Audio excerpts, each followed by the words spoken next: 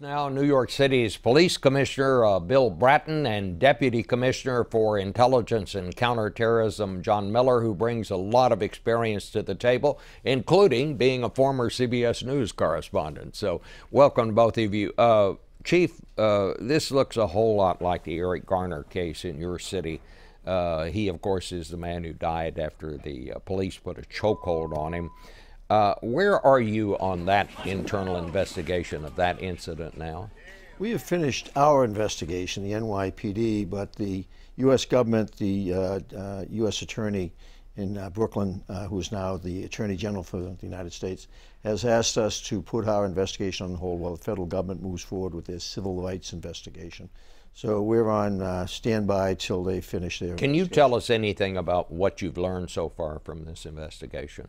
Well, in our case, that where we are, as you're aware, that the Staten Island grand jury opted not to proceed with criminal indictments. We will be reviewing it for administrative policy procedure violations.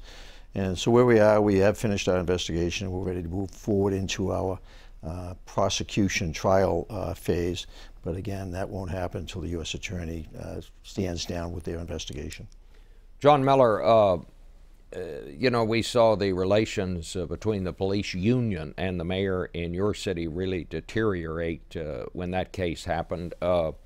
What advice would you have for police departments across the country now as they're trying to deal with this thing?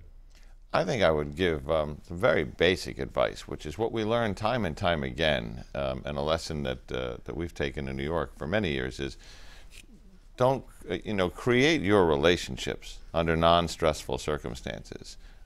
These crises, each one represents an opportunity to build dialogue with the key community leaders. But the problem is, if you start to try and develop those relationships after some terrible event has happened and you're behind the 8 ball, that's a problem. So I think, if anything, if there's something good that comes out of all of these, police chiefs across America have to be saying, let me do my outreach now. Let me do more of it. Let me do it better.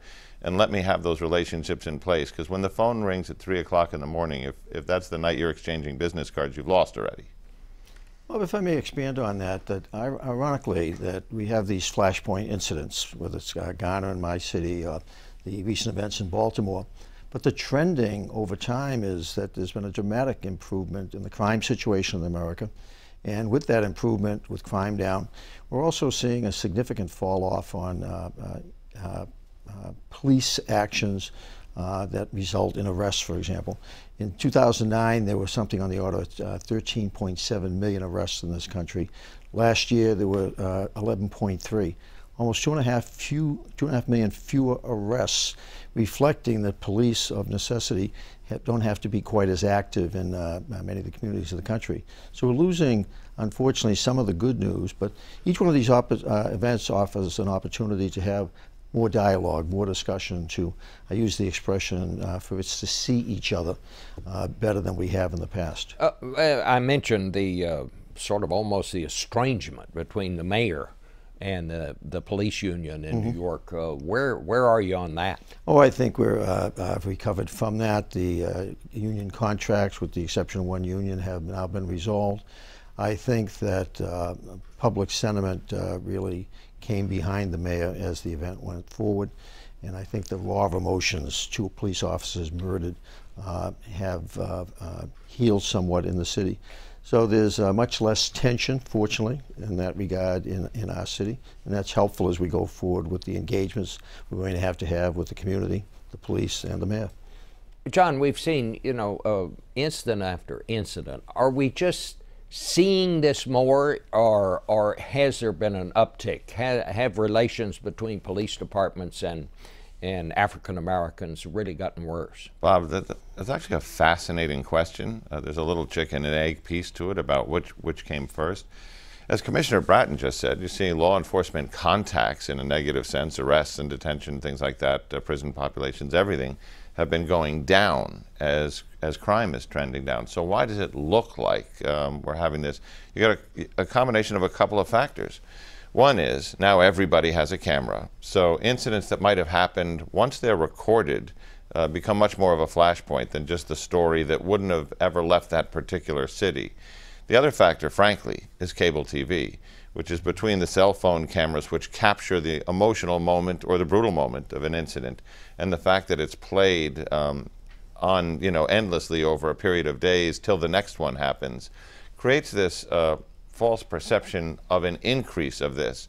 But as Commissioner Bratton said, if the worst thing that happens from that is that the incidents get more scrutiny, if the best thing that happens from that is that that scrutiny leads to increased dialogue, it's about a conversation. As if there weren't enough news, we now have this new report that's emerged, a new threat from Al-Qaeda against American military people. It's somehow in this chatter that's being picked up, California comes up. Can either of you tell me anything about that? Well, I think that ISIS has clearly ramped up the encouragement of terrorist acts, either by the travelers, those that travel to that part of the world to fight and then would seek to return home, or the homesteaders, those that are here that they seek to inspire. And some of those, some of that invective has been directed very specifically at police and at military. In New York City several months ago, we saw that turn into action where an individual madman attacked 4 of my police officers with a hatchet and severely injured one of them before he was shot. Are you taking this seriously, John? Well, certainly are. We sat through some very detailed classified briefings on Thursday, on Friday. We conferenced on the phone again on Saturday.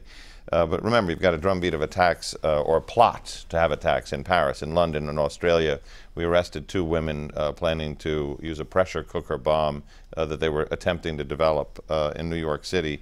So this is a little bit of the new normal. A lot of chatter out there. Well, thank you so much. And we'll be back. I'll have some personal thoughts in just a minute.